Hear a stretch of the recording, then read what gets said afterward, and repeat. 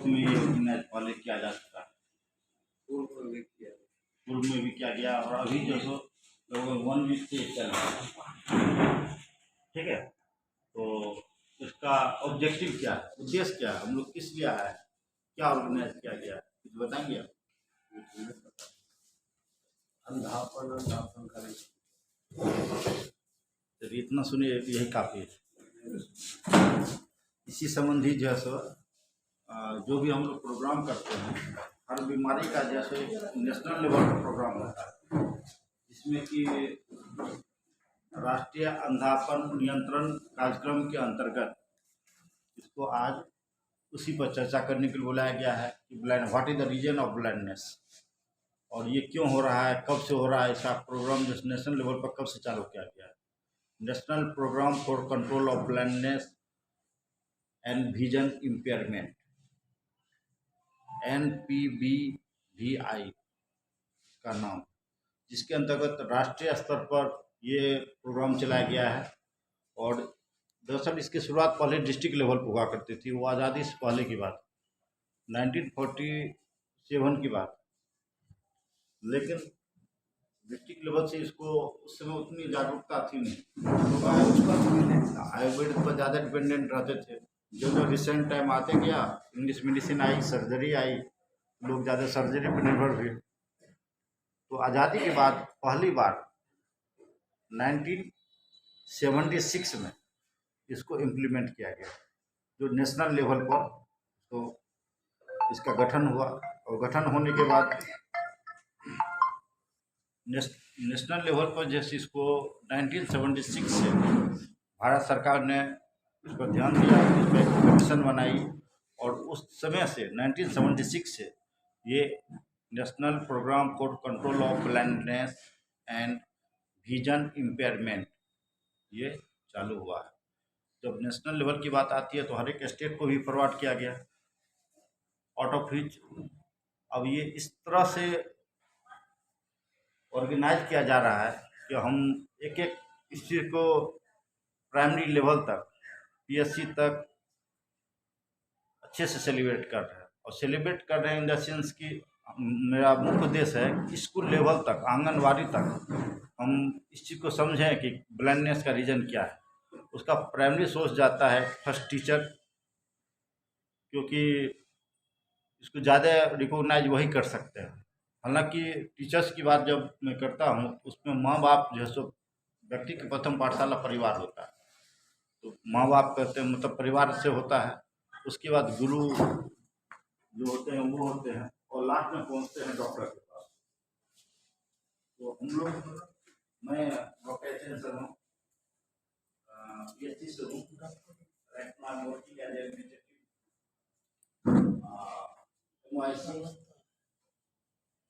प्रभारी में हूँ।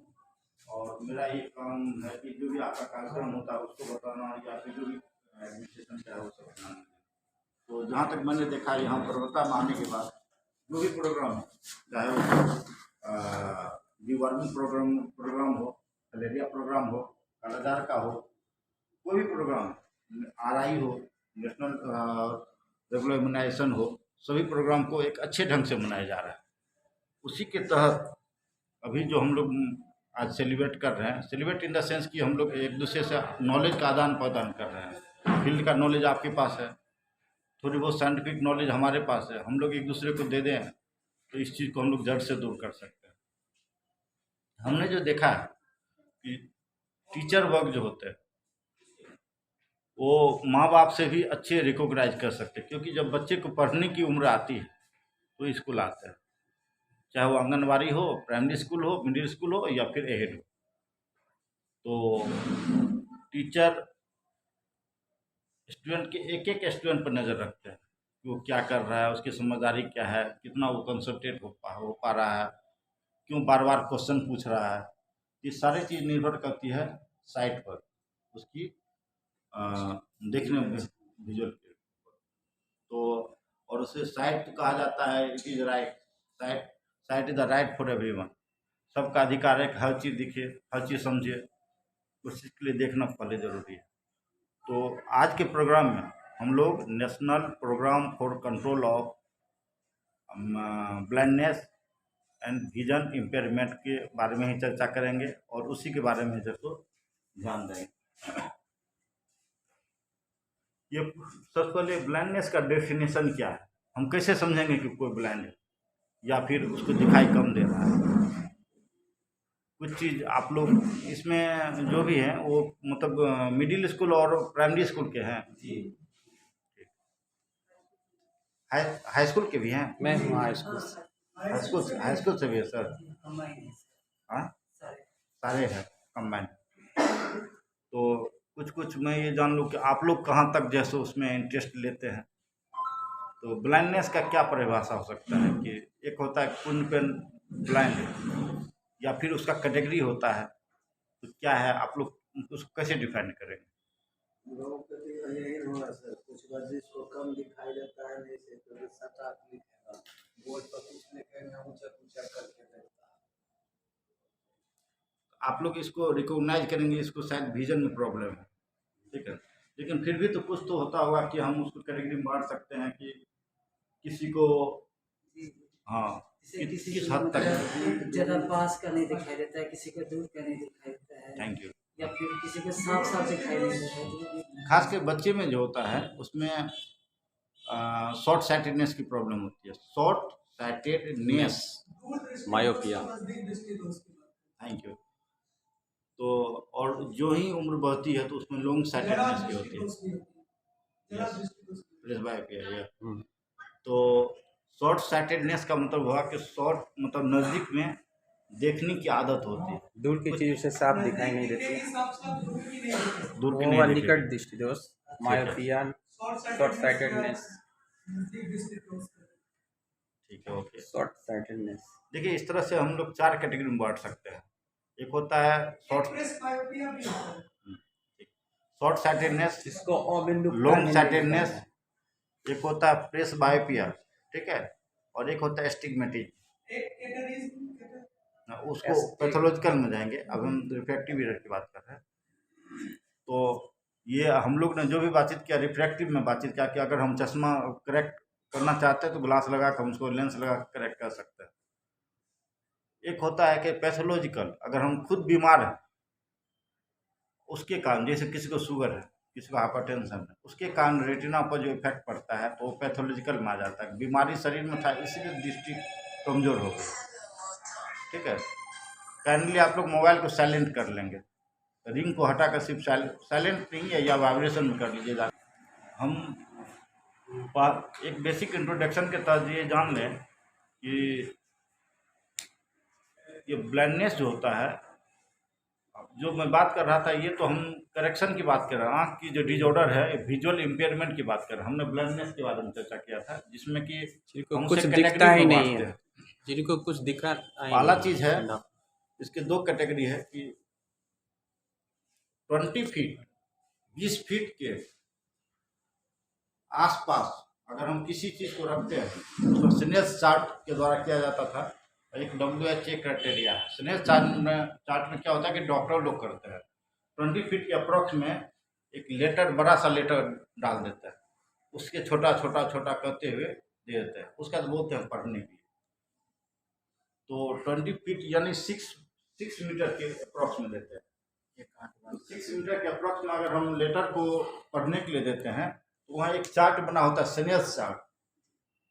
उसमें हम देखने के लिए बोलते हैं कि पहला लेटर पर पहला ऊपर से पढ़ते जाए, कहाँ तक चलते गए, कहाँ नीचे में आकर के कहाँ जहाँ पर उसको पढ़ने में दिक्कत हो रही है तो हम समझ जाएंगे इसका जो है ना विजन जो है सो इतना पॉइंट पर टिका हुआ है। आमतौर पर 6/60 नॉर्मल माना जाता है। तो 60 का मतलब 60 mm मतलब मीटर, ऐसा हम कहेंगे 6/6 कह देते हैं उसको, ठीक है। लेकिन 60 से बियॉन्ड आते हैं, नीचे आते हैं तो नॉर्मल ब्लाइंडनेस की बात होती है। 66 से नीचे अगर किसी को नहीं दिखाई दे रहा है, 6 फीट से यानी 6 फीट की दूरी पर हम 6 मीटर की दूरी पर रख रहे हैं या 20 मीटर की दूरी पर रख रहे हैं।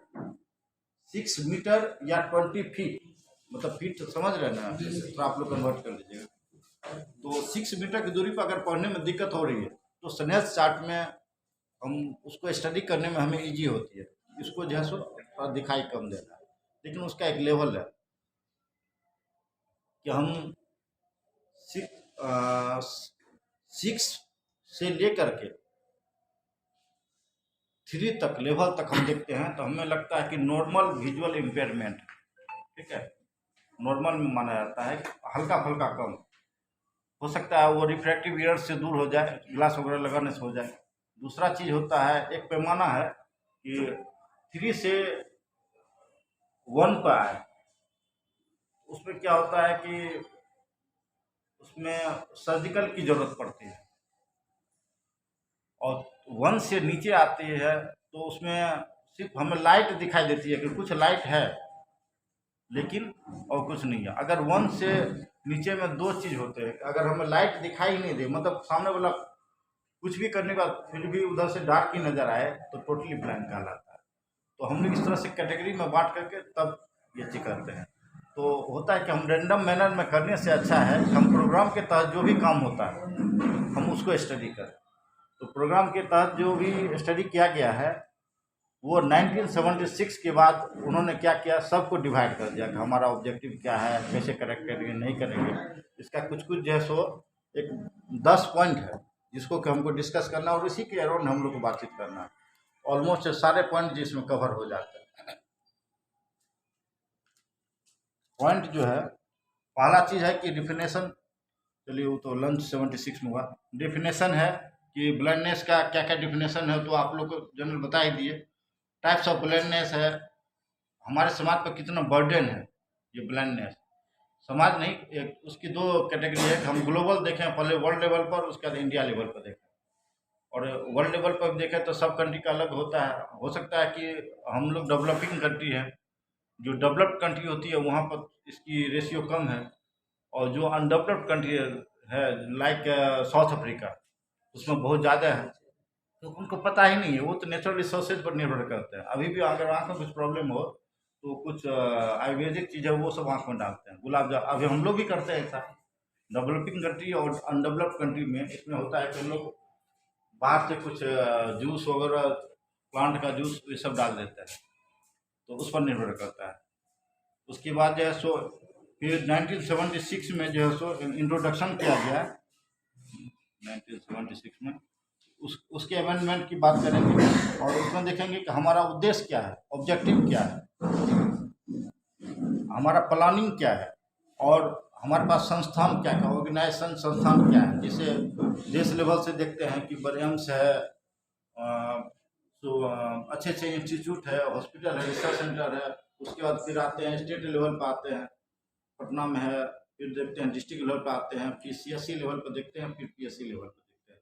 तो हमारे पास जो भी स्ट्रक्चरल ऑर्गेनाइजेशन है उसके बारे में तब देखते हैं, और एक्टिविटीज उसमें क्या क्या करवा रही है। ये नेशनल प्रोग्राम जो हो रहा है कंट्रोल ऑफ ब्लाइंडनेस, उसमें क्या क्या एक्टिविटीज करवा रहे हैं। हम लोग जो अभी कर रहे हैं ये भी एक्टिविटीज का ही पार्ट है। पहले सोशल अवेयरनेस करेंगे, फिर उसमें से पिकअप करेंगे स्कूल से या सोसाइटी से, बच्चे को, बुजुर्ग को, यंग को पिकअप करेंगे कि कौन कौन किस किस में विजुअल इम्पेयरमेंट है, और फिर उसको उसके अकॉर्डिंग ट्रीटमेंट देंगे कि पैथोलॉजिकल है तो हमको सर्जरी करवाना है कैटरेक्ट का, अगर इफेक्टिव है तो हमें ग्लास डिस्ट्रीब्यूट करना है, या फिर उसके अकॉर्डिंगली अगर बच्चे हैं तो उसमें विटामिन ए की डिफिशेंसी हो सकती है, माइट भी कि उसके फूड हैबिट में कुछ चेंजेज होंगे, लो इंटेक ऑफ बैलेंस डाइट लिया जाता होगा तो हम वो प्रोवाइड कराएंगे थ्रू ICDS और संभव फैमिली मेम्बर करें, या फिर गवर्नमेंट लेवल पर ICDS प्रोग्राम से जो करवाते हैं वो करते हैं। और उसके बाद हम आते हैं कि विजन 2020, मतलब 2020 में हम लोगों ने एक विजन 2020 का प्रोग्राम रखा था कि 2020 तक इतना चीज़ तो हो जाना चाहिए, और उसके अंतर्गत 2020 तो चली गई, 2 साल पहले चले गए। तो अभी हमारे पास कितना कितना फुल्ली डेवलप्ड इंफ्रास्ट्रक्चर है, ऑर्गेनाइजेशन है, उसके अलावा हमारा प्लानिंग क्या है, स्ट्रेटजी क्या है, उसी स्ट्रेटजी के तहत हम लोग मीटिंग कर रहे हैं। प्लानिंग कर, पहले सोशल अवेयरनेस, नॉलेज होना चाहिए आपको, हमको, सबको नॉलेज होगी, तो फिर उसके बाद आप हमें बताएंगे, हॉस्पिटल को बताएंगे, उसके अनुसार हम लोग प्लानिंग करेंगे, प्लानिंग करके सर्जरी ज़रूरत है सर्जरी कराएंगे, या फिर ग्लास डिस्ट्रीब्यूशन करेंगे, या फिर आंगनबाड़ी में जो भी या स्कूल है उसमें RBS के टीम को भेज करके उसको प्रोवाइड कराएंगे, जो मेडिकल फैसिलिटीज़ है वो करेंगे। और लास्ट में आता है यूनिवर्सल आई हेल्थ, कि हर किसी को इतना तो होना ही चाहिए। ठीक है। डॉक्टर साहब RBS क्या हुआ? RBS के में क्या होता है कि हम स्कूल में कैंपेन राष्ट्रीय लगा। बाल सुरक्षा इस टाइप से है जी। स्कूल में कि हम डॉक्टर की टीम भेजते हैं। उसके तहत क्या होता है कि हर एक स्कूल में लगभग मंथ में 1 या 2 बार ये हमारी डॉक्टर की टीम जाती है, खुद पे खुद बच्चे को इवोल्यूशन करते हैं कि उनका क्या क्या कंडीशन है? क्या हेल्थ कंडीशन। हेल्थ कंडीशन क्या है, और उसमें क्या क्या न्यूट्रिएंट की कमी है। खासकर मेल के बारे में हम लोग ज़्यादा केयर करते हैं कि किसी में प्रोटीन कमी है, किसी एनर्जी कमी है। उसके अलावा हो सकता है कि कुछ प्रोग्राम है जैसे डीवर्मिंग प्रोग्राम, उसको हम लोग वहाँ इम्प्लीमेंट करवाते हैं खुद डॉक्टर के द्वारा। उसी के अंतर्गत विजन एम्पेयरमेंट की बात करते हैं तो उसमें हम देखते हैं कि इसको विटामिन ए की डिफिशियंसी है।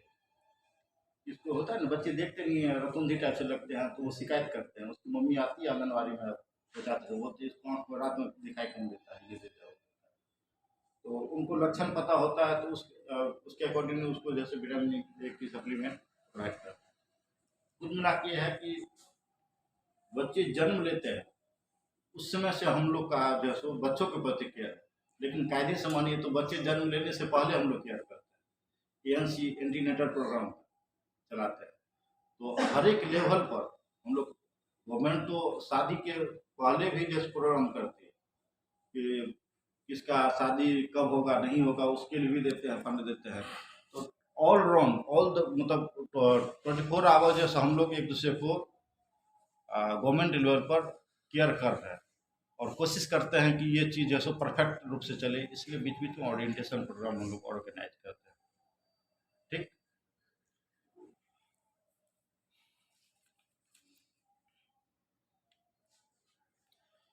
अच्छा, अभी जो भी सोसाइटी है यहाँ पर, एक तो हमने ब्रीफ कर दिया, लेकिन आप लोग बताएंगे कि overall new born to old age तक में सबसे अधिक जो है सो किस बीमारी के कारण जो है सो ब्लाइंडनेस आती है? तो डायबिटीज के कारण आती है। डायबिटीज आँख की रोशनी भी ले लेती है। अच्छा, तो आप लोग सुनते होंगे कि मोतियाबिंद हो गया। मोतियाबिंद जी। तो क्या मोतियाबिंद जिसमें डायबिटीज है सिर्फ उसी को मोतियाबिंद होती है? जनरल बीमारी जनरल में होती है। ये जो है एज फैक्टर है, 50 ईयर प्लस के बाद जो है मोतियाबिंद होने का चांस रहता है। उसको इंग्लिश में कैटरेक्ट कहते हैं। हालांकि 2 टाइप्स ऑफ कैटरेक्ट होता है। एक जो लेंस के आगे होता है उसको जनरल नॉर्मल कैटरेक्ट कहते हैं। एक होता है लेंस के पीछे होता है उसको ब्लैक कैटरेक्ट कहते हैं। तो कैटरेक्ट जो है सबसे बड़ी समस्या है। 62% सेनेसाइल एज मतलब geriatric people more than 65 year old वाले को 62% को कैटरेक्ट जो है सो मेन फैक्टर होता है ब्लाइंडनेस का। ठीक है। वैसे माना गया है कि इंडिया में 50 प्लस लोगों में 8.4% यानी 100 में 8.5 आदमी को कैटरेक्ट होता है। और एक सर जन्म से जो होता है, बच्चे जो जन्म लेते हैं अंधापन उनको जन्म से ही आ जाती है, अंधापन जो कहते हैं, ब्लाइंडनेस। देखिए कंजेनाइटल जो है उसके बहुत सारे फैक्टर हो सकते हैं। रेटिनोब्लास्टोमा हो सकता है, या मतलब रेटिना की जो सो प्रॉब्लम होगी। हो सकता है कि कंजेनाइटल में उसका डेवलपमेंट नहीं हुआ हो, बहुत सारा फैक्टर हो सकता है। आमतौर पर जो सो जन्म के साथ आने वाले बहुत कम होते हैं। होता क्या है कि जन्म लेते समय अगर मदर सफ़र कर रही है कुछ डिजीज से, खासकर उसमें होता है सेक्सुअल ट्रांसमिटेड डिजीज होती है, तो उस कंडीशन में जो जन्म लेता है उसमें बच्चे का फेस प्रेजेंटेशन के थ्रू जन्म लेता है। तो आँख में अगर उसमें कुछ कंजंक्टिवाइटिस वगैरह हुआ तो रिसेंट टाइम में वो लगता है ब्लाइंडनेस भी हो जाता है, क्योंकि उसमें उतना केयर हो नहीं पाता है, इम्यूनिटी भी डेवलप नहीं रहती है। That might be the reason वो होता है। कंजेनाइटल बहुत कम है, वो है आपको 0.1 1000 मतलब 10,000 में एक बच्चे में ऐसा कुछ देखा गया है।